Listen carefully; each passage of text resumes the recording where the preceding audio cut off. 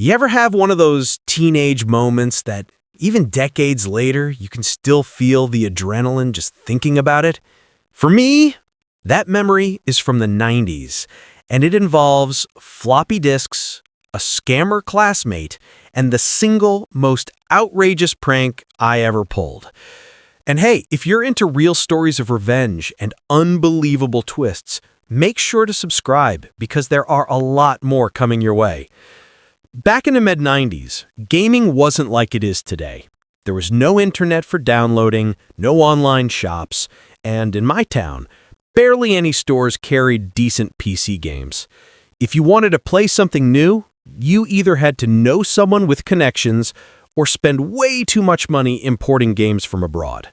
That's exactly what me and my best friend Mike did. We'd save up, order games through airmail, wait weeks for them to arrive, and then swap them between us. We made it work. We'd even copy the disk protection codes. Not always easy, but it made everything just barely affordable. The day we finally got a copy of Doom 2, man, we felt like kings. Then, Chris showed up. New kid in class, big talker, and supposedly sitting on a gold mine of games, thanks to his uncle. To us, that sounded like winning the lottery. Naturally, we offered to trade. We gave him our prized originals, expecting a fair exchange. And what did we get in return? Corrupted floppies, missing protection codes, disks that wouldn't even boot up. At first, we thought, okay, maybe it was a mistake.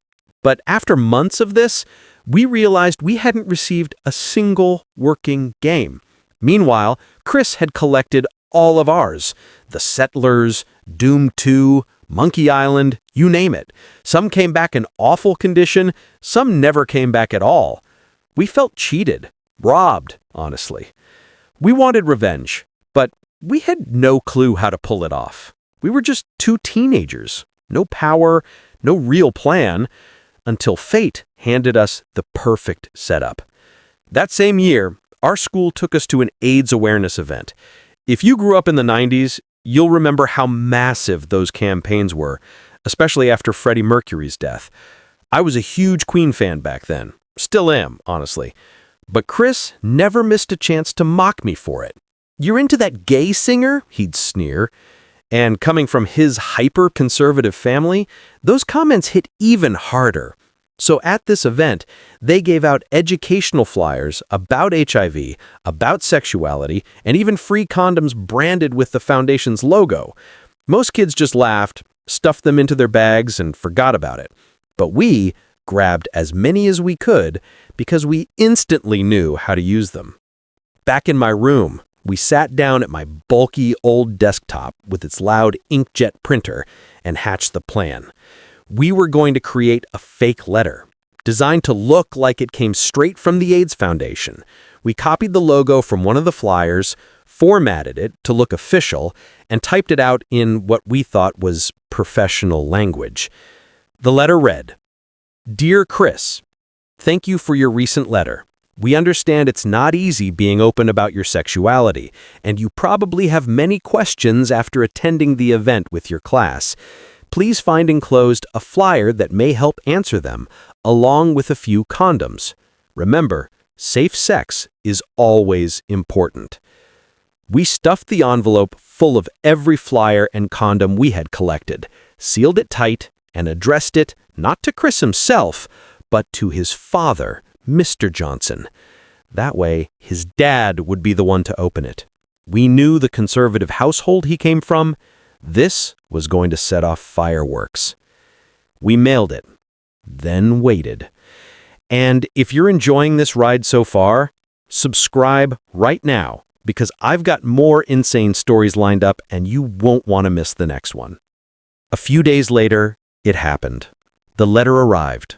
Chris's mom burst into tears in the kitchen, shouting, devastated.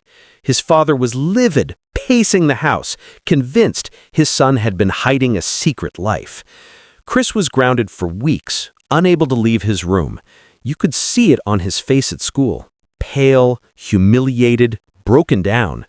Meanwhile, Mike and I kept fishing for details, dropping hints, trying to see how much damage we'd caused. At first, Chris honestly believed the letter was real. He thought the foundation had contacted him, that someone must have outed him. Watching him crumble under that belief, it was cruel, sure, but it was the sweetest revenge we could imagine at the time. Eventually, though, he caught on. And when we finally cracked and admitted the truth, mostly because we couldn't stop laughing whenever we saw him, the whole thing exploded again. Next thing we knew, we were sitting in the principal's office, our parents lined up on one side, Chris's furious parents on the other.